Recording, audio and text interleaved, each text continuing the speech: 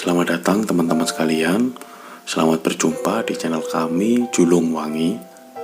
Kami akan menceritakan kisah-kisah horor, kisah-kisah misteri untuk teman-teman sekalian. Kami harap teman-teman menyukainya.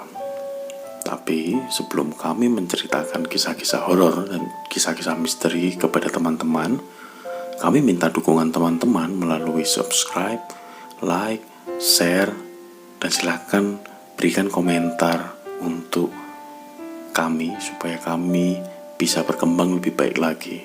Terima kasih. Cerita kali ini datang dari Pak Heri.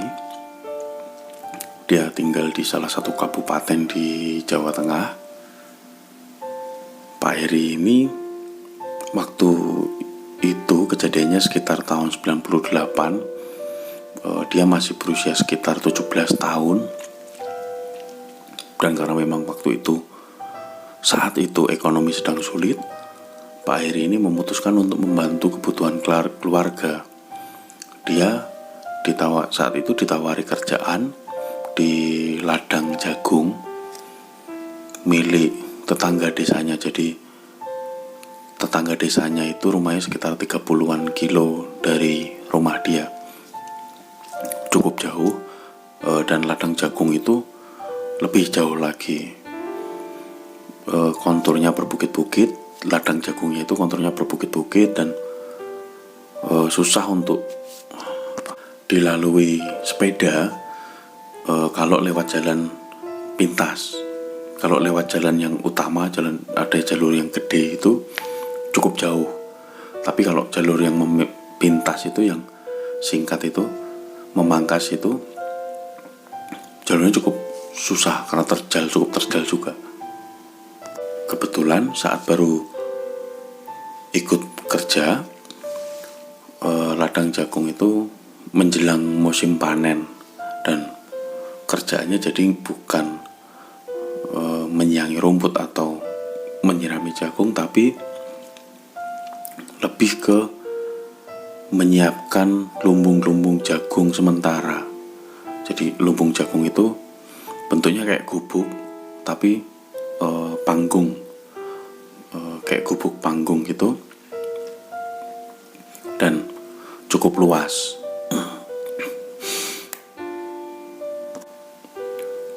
Jadi Pak Heri dan beberapa pekerja lainnya itu membuat gubuk atau memperbaiki lumbung-lumbung yang sudah ada. Kegiatan itu bukan cuman Pak Heri dan rekan-rekan kerjanya saja, tapi juga pekebun lainnya. Jadi memang lahannya itu luas banget, dan ladang itu bukan milik satu orang saja, tapi juga milik beberapa orang lainnya. Dan mereka semuanya itu menanam jagung, karena memang musimnya saat itu jagung. Nah, Pak Heri ini terbilang sebagai yang paling muda, sekaligus yang paling baru di kalangan pekerja ladang ini ya. Jadi karena paling muda, paling baru, Pak Heri ini jadi sering dapat tugas tambahan. Misal kayak mengambil air, membawa bekal makanan, dan beberapa kerjaan lainnya. Selain itu, Pak Heri juga sering dijadikan bahan bercandaan oleh rekan-rekan kerjanya. Meski begitu, Pak Heri merasa gak masalah karena memang tidak menyakitkan hati Pak Heri. Dia menganggap itu hanya selingan kerja sekaligus penyemangat, karena memang kerja di ladang seperti itu, kalau pas cuacanya panas terik sekali memang, dan kalau pas mendung itu sangat gerah, kata Pak Heri. Suatu saat salah satu rekan kerjanya Pak Heri itu bercanda gitu, ngomong ke Pak Heri biar kerjanya lebih cepat. Dia minta Pak Heri supaya kerjanya lebih cepat, biar nggak ketemu dengan hantu bermata bolong. Pak Heri waktu itu karena memang nggak tahu apa-apa, dia pikir itu bercanda. Tapi dia cukup penasaran. Akhirnya dia tanya ke rekan kerjanya itu, dan rekan kerjanya itu menjelaskan kalau hantu bermata bolong itu adalah sosok perempuan yang pernah tewas di situ tersambar petir. Dan sejak saat itu sosok hantu mata bolong itu sering menghantui pekebun-pekebun yang pulang kemalaman.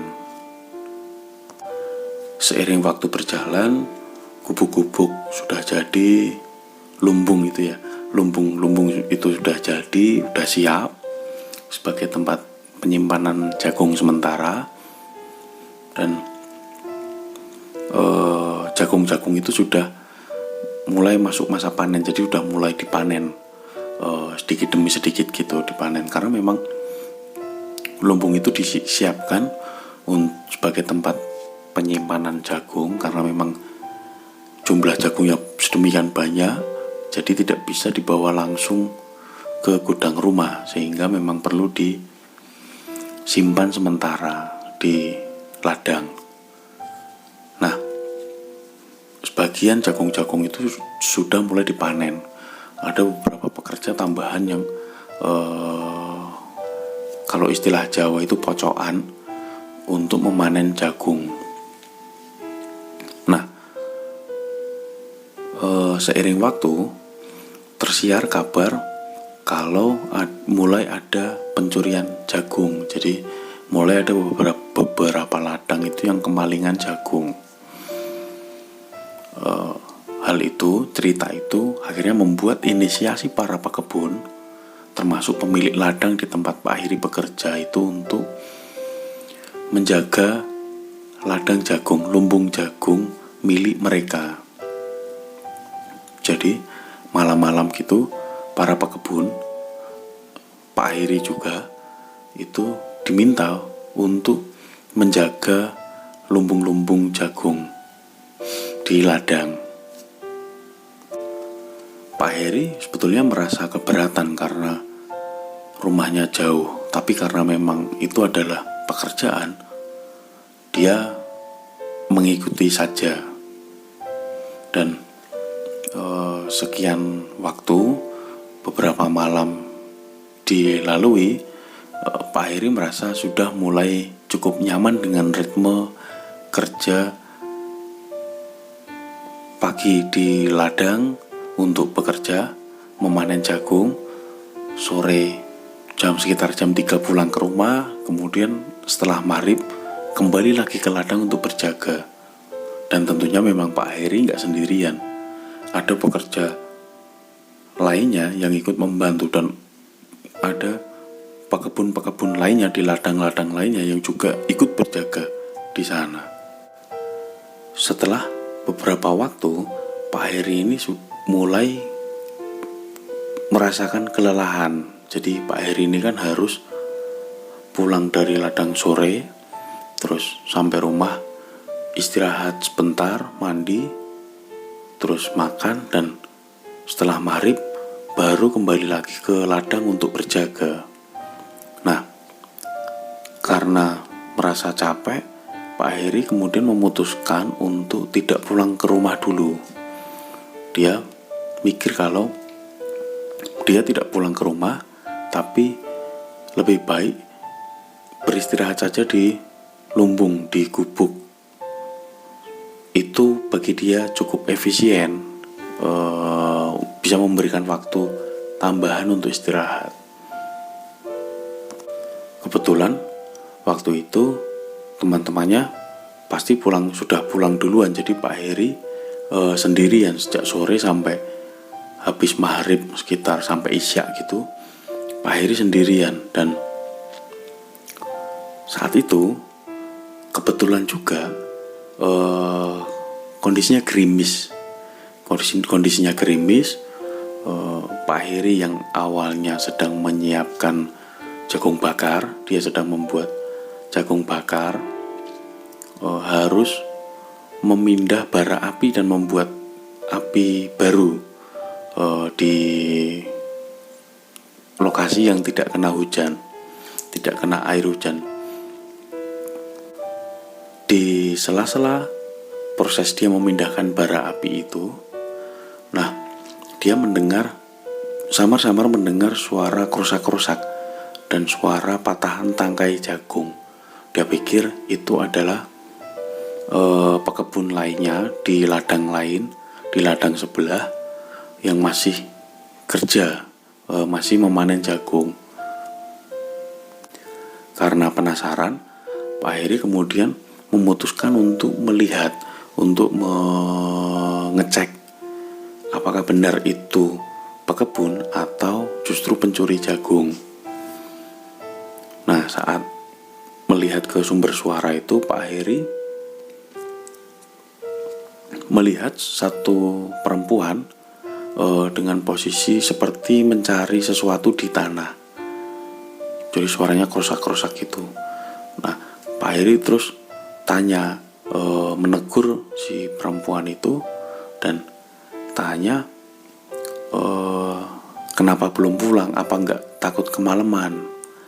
Tapi si sosok perempuan ini tetap diam saja, masih sibuk mencari sesuatu. Pak Heri mikir mungkin si perempuan ini enggak dengar karena lagi sibuk.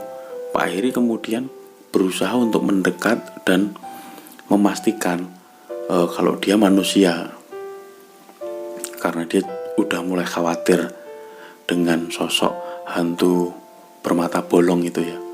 Nah, Pak Heri kemudian nanya lagi, apa kamu nggak, ke si perempuan ini ya, apa kamu nggak takut kemalaman? Mending pulang saja, ini gerimis loh, nanti basah kuyup gimana? Si perempuan itu masih belum merespon, jadi masih sibuk mencari. Padahal Pak Heri itu sudah mengencangkan volume suaranya, tapi si perempuan ini masih sibuk mencari sesuatu dan posisinya itu kan membelakangi Pak Heri, jadi kayak memang nggak denger gitu. Karena sudah mulai khawatir dan jengkel, Pak Heri kemudian lebih mendekat lagi dan berkata, ngomong setengah teriak gitu, Mbak, kamu di sini? Kok masih di sini? Ini kan sudah malam, sudah petang. Apa kamu nggak takut kemalaman? Ini gerimis loh, ini hujan loh. Apa kamu nggak takut kesambar petir? Pak Heri ngomong seperti itu. Nah, Pak Heri takut juga karena di situ kan ceritanya memang hantu bermata bolong ini kan setelah kesambar petir. Jadi Pak Heri ngomong seperti itu juga takut. Dia akhirnya agak mundur dan si perempuan ini mulai berdiri langsung membalik ke arah Pak Heri dan ngomong ke Pak Heri dengan wajah yang datar. Loh, aku sudah tersambar petir, ini lagi nyari mataku. Apa kamu mau bantu?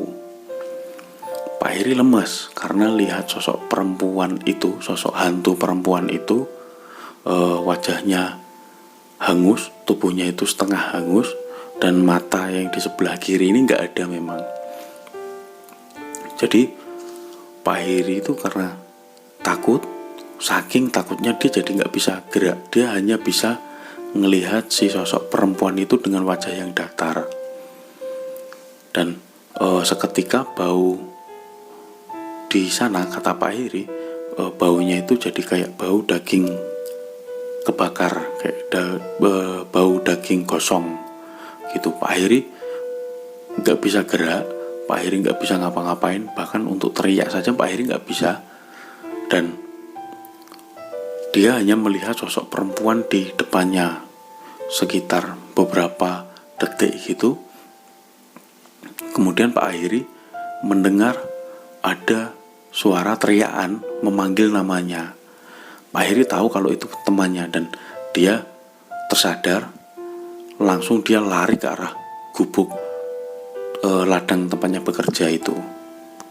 Sampai di gubuk sudah ada beberapa temannya gitu ya, ada beberapa rekan kerjanya itu, dan Pak Heri meminta untuk diantarkan pulang. Pak Heri takut, dia kayak meracau gitu, ngomong minta diantar pulang, minta diantar pulang, minta diantar pulang gitu terus.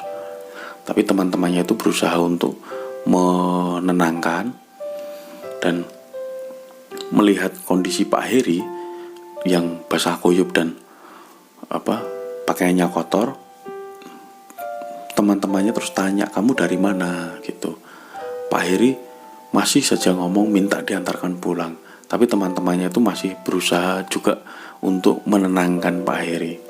Nah, setelah agak reda, agak tenang, Pak Heri kemudian mengganti pakaiannya, menyopot pakaiannya yang basah itu, dan cerita ke teman-temannya bahwa dia tadi bertemu dengan sosok hantu bermata bolong. Sontak teman-temannya itu pada kaget dan ikut takut juga, ikut merinding, dan ngomong ke Pak Heri bahwa jangan bercanda gitu. Tapi Pak Heri tetap ngomong seperti itu, dan dia yang tadinya ingin diantarkan pulang, melihat teman-temannya pada takut dan kondisi malam yang gelap di ladang, dia akhirnya mengurungkan niatnya. Dia mikir lebih baik di ladang tidur. Dia berusaha untuk tidur, berusaha untuk cepat tidur, mumpung masih banyak teman-teman yang melek gitu ya. Tapi Pak Heri cukup terganggu, karena bukan terganggu, terteror, karena bukan cuman Pak Heri ya, teman-temannya juga ngomong waktu itu di sekitar gubuk mereka, di sekitar ladang mereka itu ada aroma bau daging terbakar, ada bau daging gosong gitu. Nah, Pak Heri karena saking takutnya, dia terus berusaha untuk segera tidur, dan akhirnya Pak Heri tidur. Nah, keesokan paginya Pak Heri bangun, dan dia mendapati kalau teman-temannya sudah nggak ada. Teman-temannya itu sudah pulang, dan Pak Heri sendirian. Tapi Pak Heri nggak tahu teman-temannya itu pulang kapan, apakah pulang saat hari sudah terang atau pulang malam-malam itu juga. Dan Pak Heri kemudian memutuskan untuk pulang dari ladang langsung menuju ke rumah si pemilik ladang, si juragan itu. Di sana Pak Heri menceritakan apa yang dia temui, pengalaman dia di situ, dan Pak Heri mengakui bahwa dia ketakutan dan dia trauma. Dia menyatakan kalau dia ingin berhenti kerja di ladang tersebut dan meminta upahnya selama bekerja di ladang itu. Karena Pak Heri bersikeras, si pemilik ladang tidak bisa menahan lagi ya. Jadi ya sudah, upahnya dikasih. Terus pemilik ladang itu ngomong, Pak Heri hati-hati pulang ke rumah gitu. Dan akhirnya ya sudah, Pak Heri pulang ke rumah dengan upah yang gak seberapa memang, tapi bagi Pak Heri itu lebih baik daripada nantinya ke depannya dia sport jantung terus. Begitu ceritanya. Nah, terima kasih untuk teman-teman sudah mendengarkan cerita dari kami. Nantikan cerita-cerita, kisah-kisah horor, kisah-kisah misteri dari kami selanjutnya. Matur nuwun.